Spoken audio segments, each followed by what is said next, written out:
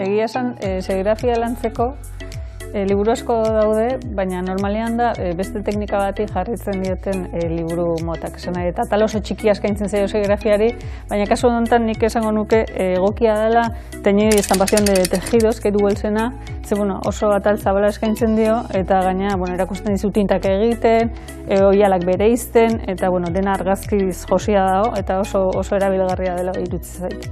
Arte liburu bezala gomendatuko nizueke Germán Garganoren liburua.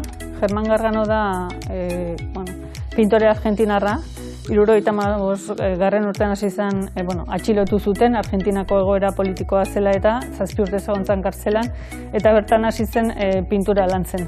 Hortik aurrera oso ibilbide oparoa eduki du, eta hau da pixkat jasotzen du bere obra. Bera figurazioa eta abstrakzioaren artean mugitzen da, eta oso interesgarria iruditzen zait.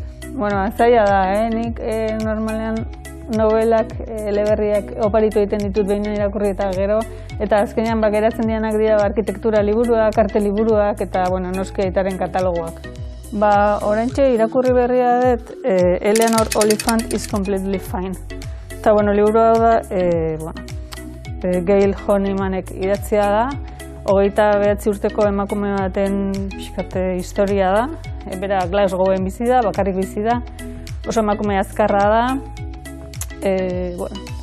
oso maitagarria personai bezala, eta krisialdi baten ondoren konturatzen da ez da hola infain. Orduan, beraz, egoera horri nola aurre egiten dion, oso ausarta da, eta da horietako personai bat, zurekin denbora batez geratzen diren personai horietako batez. Oso polita.